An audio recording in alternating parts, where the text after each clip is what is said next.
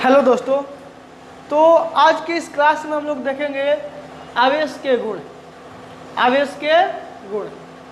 आवेश दो प्रकार के होता है। पहला नंबर धन आवेश और दूसरा नंबर ऋण आवेश। आवेश दो प्रकार का होता है, एक होता है धन आवेश, एक होता है ऋण आवेश। तो हम पिछले वीडियो में बता चुके हैं कि आखिर धन आवेश किसी पदार्थ पर कब उत्पन्न होगा और ऋण आवेश किसी पदार्थ पर कब उत्पन्न होगा। तो हम बताए थे कि जब किसी पदार्थ को आपस में रगड़ते हैं तो उसमें इलेक्ट्रॉन का आदान प्रदान होता है। जब किसी पदार्थ को आपस में रगड़ते हैं तो उनमें इलेक्ट्रॉन का आदान प्रदान होता है। एक पदार्थ इलेक्ट्रॉन त्याग करता है जबकि दूसरी पदार्थ उन्हीं इलेक्ट्रॉनों को ग्रहण करता है। दूसरी पदार्थ उन्हीं इलेक्ट्रॉनों को ग्रहण करता है।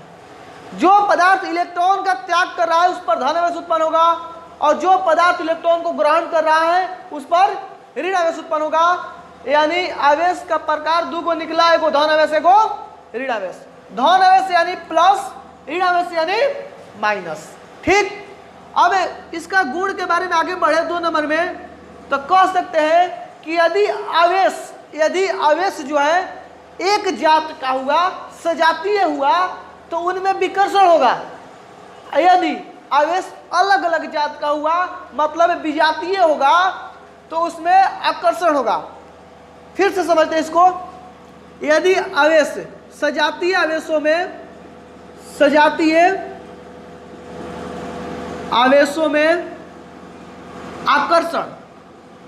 आकर्षण एवं विजातीय आवेशों में विकर्षण, सजातीय आवेशों में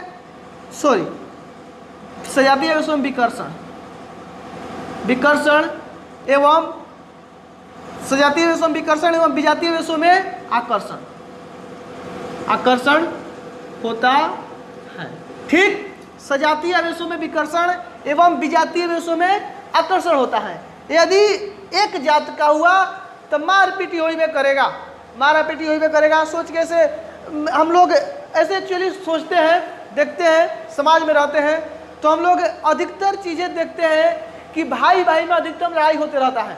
लेकिन यदि एक भाई का दोस्त है तो दोस्त को बुला के बड़ी प्रेम से अपने घर में पानी उनी पिलाता है। यानी अलग अलग, ये अलग है वो अलग है तो उनमें आकर्षण अधिक होता है। लेकिन एक ही कास्ट का एक ही घर में रहता है, हमेशा एक ही साथ रहता है तो उनके बीच जो होता है विकर्षण होते रहता है।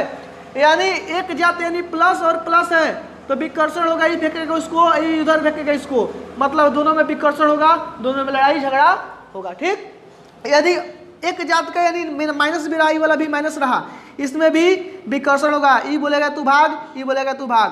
लेकिन अलग अलग जात यानी प्लस और माइनस, अलग अलग जात यानी एगो प्लस और दूसरा माइनस। यदि एक प्लस दूसरा माइनस रहता है तो इसमें आकर्षण होगा, ये बोलेगा तू भी आ, ये बोलेगा तू भी आ। और यदि माइनस और प्लस भी रहा तो ये वाला भी अलग अलग जात है तो ये बोलेगा तू भी आ, ये भी बोलेगा तू भी आ। ठीक, सजातीय आवेशों में विकर्षण एवं विजातीय आवेशों में आकर्षण होता है। उम्मीद करता हूँ ये बातें समझ गए होंगे। तो ये आपका आवेश का दूसरा नंबर गुण में हो गया था। आवेश का 3 नंबर गुण में तीसरा नंबर गुण के बारे में बात करें तो ये बता दें कि किसी वस्तु पर दिया गया आवेश सुरक्षित होता है। किसी विलग निकाय के लिए किसी वस्तु पर दिया गया आवेश सुरक्षित होता है। सुरक्षित यानी उसे न तो नष्ट किया सकता है और न ही उत्पन्न किया सकता है बल्कि उसका केवल रूपांतरण किया सकता है। इसे आवेश संरक्षण सिद्धांत भी कहा जाता है। आवेश संरक्षण के सिद्धांत एग्जाम में पूछता है 2 नंबर में। आवेश संरक्षण के सिद्धांत किसे कहते हैं तो यहीं पर लिखवा देंगे, लिख लीजिए आप लोग कॉपी निकाल कर कि किसी विलग निकाय के लिए किसी वस्तु पर दिया गया आवेश सुरक्षित होता है। इसका अर्थ यह है कि किसी वस्तु पर दिया गया कुल आवेश किसी वस्तु पर दिया गया आवेश सुरक्षित होता है। इसका अर्थ उसे न तो उत्पन्न कर सकता और न ही नष्ट किया सकता बल्कि केवल उसका रूपांतरण किया जा सकता है। किसी वस्तु पर दिया गया आवेश सुरक्षित होता है, किसी वस्तु पर दिया गया आवेश सुरक्षित होता है, उसे न तो उत्पन्न कर सकता है और न ही नष्ट किया सकता है। बल्कि उसका केवल रूपांतरण किया जा सकता है। ठीक, इसे आवेश संरक्षण के सिद्धांत भी कहा जाता है। ठीक, 2 नंबर में एग्जाम में क्वेश्चन पूछता है आवेश संरक्षण का सिद्धांत किसे कहा जाता है, तो आराम से लिख देना है कि किसी विलग निकाय के लिए किसी वस्तु पर दिया गया आवेश सुरक्षित होता है। किसी विलग निकाय के लिए किसी वस्तु पर दिया गया आवेश सुरक्षित होता है। उसे न तो उत्पन्न किया जा सकता है और न ही नष्ट किया जा सकता है, बल्कि उसका केवल रूपांतरण किया सकता है, यानी एक रूप से दूसरे रूप में बदला जा सकता है। बस यही आप कर सकते हैं। इसे आवेश संरक्षण का सिद्धांत कहा जाता है। ठीक, अगला गुण में बात करें तो किसी भी वस्तु पर दिया गया जो आवेश होता है, इलेक्ट्रॉन के आवेश के पूर्णांक गुणक होता है। मतलब इलेक्ट्रॉन पे जितना आवेश होता है उसके पूर्णांक गुणक होता है, यानी ई जो आवेश है Q बराबर NE के बराबर होता है। किसी वस्तु पर दिया गया आवेश इलेक्ट्रॉन के आवेश का पूर्णांक गुणक होता है। बहुत पायन ऑब्जेक्टिव बोलिए, सब्जेक्टिव बोलिए, जो भी बोलिए, बहुत पायन चीज है। इसको ध्यान से अच्छा समझिए क्या है। इसे क्वांटीकरण का सिद्धांत कहा जाता है। किसी वस्तु पर दिया गया आवेश क्वांटीकृत होता है। किसी वस्तु पर दिया गया आवेश क्वांटीकृत होता है। इसका अर्थ यह है कि किसी वस्तु पर दिया गया आवेश इलेक्ट्रॉन के आवेश के पूर्णांक गुणक होता है। किसी वस्तु पर दिया गया आवेश इलेक्ट्रॉन के आवेश के पूर्णांक गुणक होता है। फिर से किसी वस्तु पर दिया गया आवेश क्वांटीकृत होता है। इसका अर्थ यह है कि किसी वस्तु पर दिया गया आवेश इलेक्ट्रॉन के आवेश के पूर्णांक गुणक होता है। इलेक्ट्रॉन का आवेश कितना होता है पहले बता चुके हैं, 1.6 गुना 10 के पावर -19 कूलम। पूर्णांक मतलब 1, 2, 3, 4, 5, 6, 7, 8, 9, 10। 0 से स्टार्ट होगा, 0, 1, 2, 3, 4, 5, 6, 7, 8, 9, 10 डॉट अनंत तक जाएगा। ठीक, अनंत तक इधर। तो ये हुआ पूर्णांक यानी n हुआ। ठीक, इस पूर्णांक के गुणक होता है इलेक्ट्रॉन का आवेश। यानी आप किसी वस्तु पर आवेश इलेक्ट्रॉन के आवेश के पूर्णांक गुणक ही दे सकते हैं, उससे कम या अधिक नहीं सकते हैं। कम अधिक मतलब अगर आप चाहे कि 1.6 गुना 10 के पावर -19 कूलम आवेश दे तो आप आसानी से दे सकते हैं, क्योंकि ये 1 इलेक्ट्रॉन का आवेश होता है। ठीक, आप चाहे कि 3.2 गुना 10 के पावर -19 कूलम आवेश दे तो आप आसानी से दे सकते हैं, क्योंकि 2 इलेक्ट्रॉन का आवेश होता है। यदि आप चाहे कि हमें 1.5 इलेक्ट्रॉन का आवेश दें तो आप उस आवेश को किसी वस्तु पर नहीं दे सकते। ठीक, जब भी आवेश दीजिएगा किसी वस्तु पर तो थोक में दीजिएगा, यानी इलेक्ट्रॉन के आवेश के पूर्णांक से गुना करके ही दे सकते हैं। इसमें इसके ऑब्जेक्टिव बहुत अच्छा बनता है।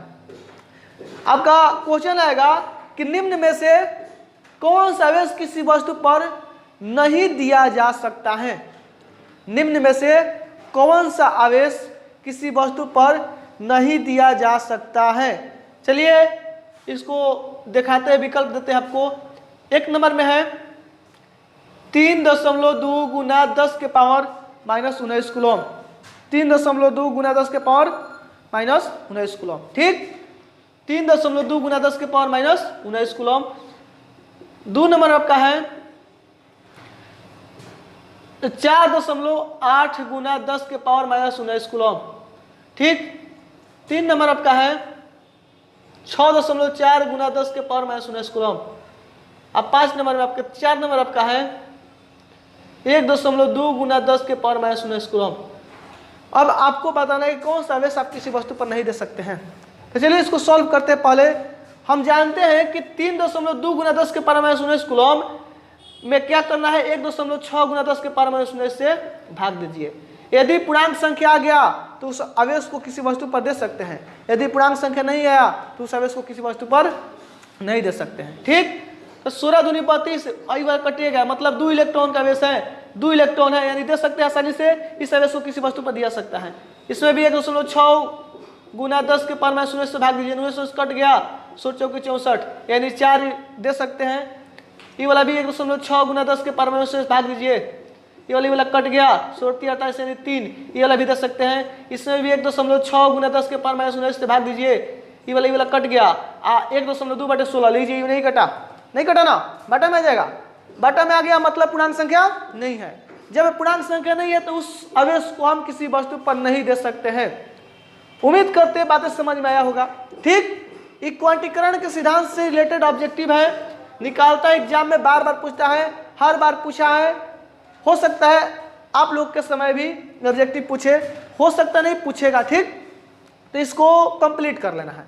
आपका ये क्वांटीकरण का सिद्धांत है। ठीक, तो आगे हम अगले वीडियो में मिलेंगे। ठीक है, धन्यवाद। अगर वीडियो अच्छा लगे तो इसको शेयर ज़्यादा से ज़्यादा कीजिए और सब्सक्राइब चैनल को जरूर करें। ठीक, धन्यवाद।